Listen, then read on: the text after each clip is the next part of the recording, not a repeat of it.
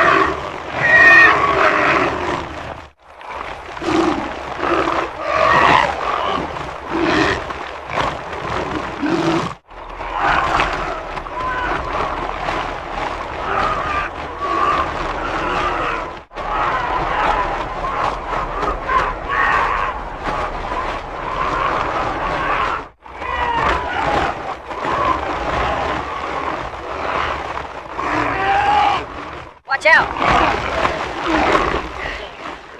Grab my hand. I got you.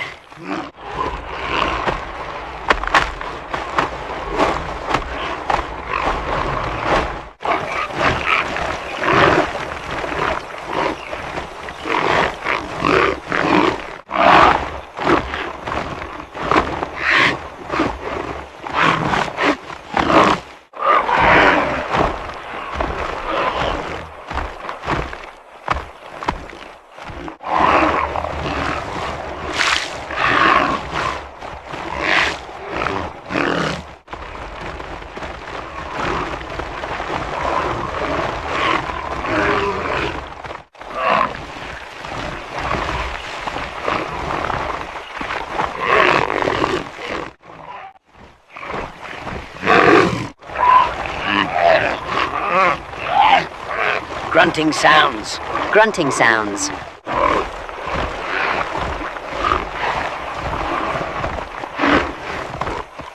Go! Go! Move it!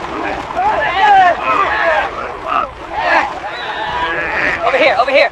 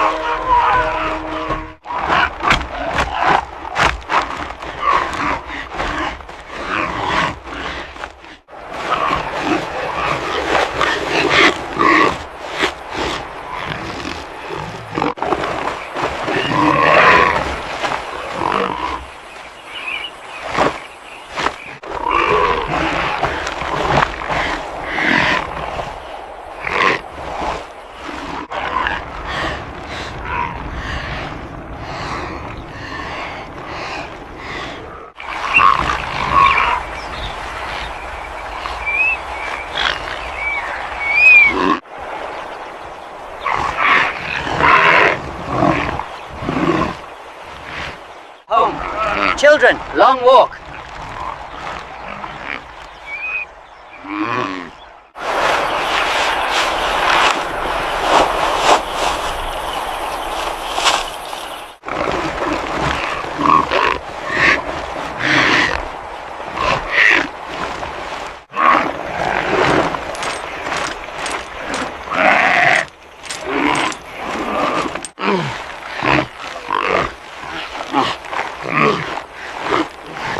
Keep going.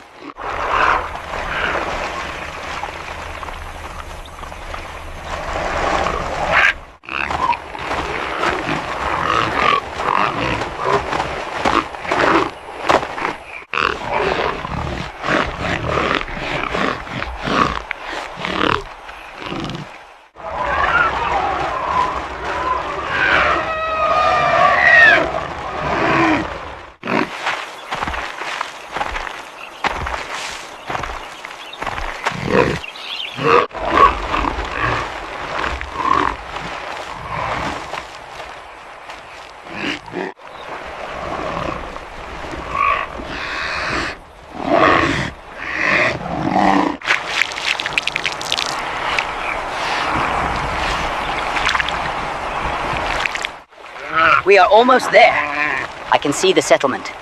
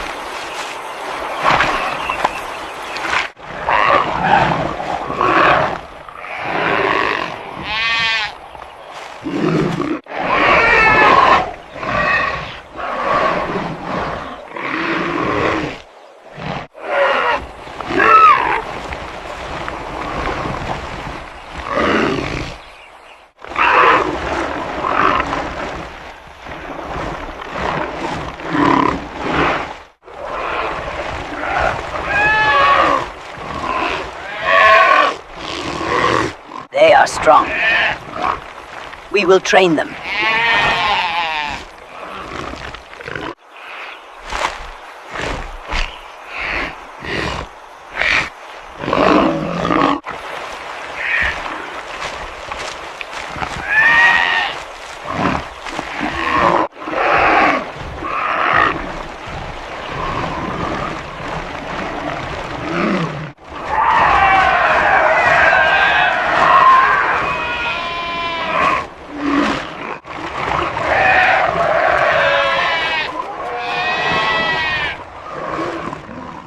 Saddam Rahman was not born with hatred in his heart.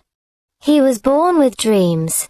Small, fragile dreams that belonged to a boy from a poor village by the river. His father was a school teacher, honest to the bone, and his mother stitched clothes late into the night so Saddam could study. They believed education would protect their son from the cruelty of the world. They were wrong. The day everything changed began like any other. Saddam had just returned from the city after completing his university exams. He was hopeful.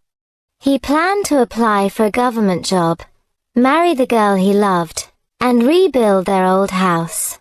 That night, the river roared louder than usual. Rain hammered the tin roof. Then came the footsteps. A group of men, led by Jabbar Khan, the most feared local political strongman, stormed into Saddam's home.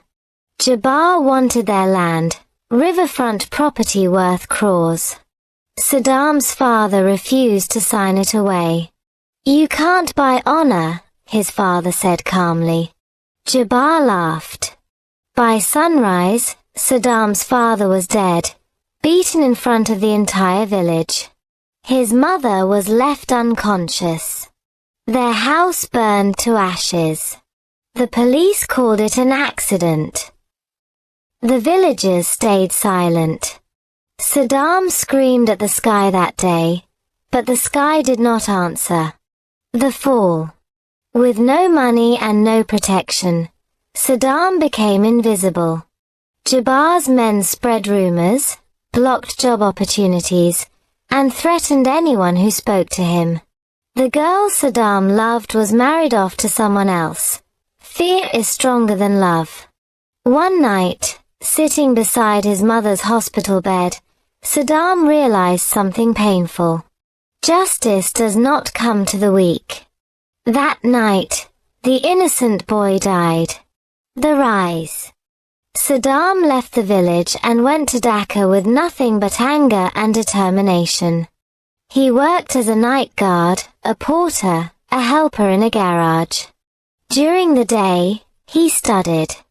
Not books, people. He learned how power worked, how money moved, how fear controlled men. Years passed. Saddam trained his body in underground gyms. He learned the law so he could bend it without breaking it. He built contacts, journalists, hackers, lawyers, even corrupt officials who thought he was just another desperate man. But Saddam was patient. Very patient. The return. 7 years later, Jabbar Khan was stronger than ever. He was preparing to contest a national election. His image was clean, his hands hidden behind charity programs and political speeches. That's when Saddam returned. Not as a victim, but as a storm. He bought land around Jabbar's businesses under fake names. He funded a news portal exposing local corruption, anonymous at first. Old files began to resurface. Missing money. Illegal land grabs. Murder cases buried by bribes. People whispered. Jabbar felt uneasy for the first time in years. Then came the video. A leaked clip showed Jabbar ordering the killing of a man, Saddam's father. The voice was unmistakable. The country exploded in outrage. Jabbar roared in anger. "Find who is behind this. But the hunter had become the hunted. The final blow. Saddam didn't want Jabbar dead. Death was too easy. He wanted Jabbar to live with everything taken away. The police reopened cases. Bank accounts were frozen. Party leaders abandoned him overnight. Even his own men betrayed him to save themselves. One rainy evening, Jabbar was arrested. That same night, Saddam visited him in jail. Jabbar looked old now. Weak. Who are you? Jabbar asked, his voice trembling. Saddam stepped closer. I'm the son of the man you killed. Jabbar's eyes widened in horror. I destroyed your name, your power, your future, Saddam continued calmly. The way you destroyed my family. Jabbar fell to his knees. Please, forgive me. Saddam leaned down and whispered. No one forgave my father while he was dying. Then he turned and walked away. Aftermath. Jabbar Khan died in prison months later, alone, forgotten. Saddam rebuilt his village. He opened a school in his father's name. He took care of his mother, who finally smiled again. But Saddam never truly returned to being the man he once was. Revenge had given him justice. But it had also taken something from him, his innocence. Standing by the river one evening, Saddam watched the sunset and thought, revenge is a fire. It can warm you, or burn you alive. He chose to walk away before the flames consumed him. And for the first time in many years, Saddam felt peace.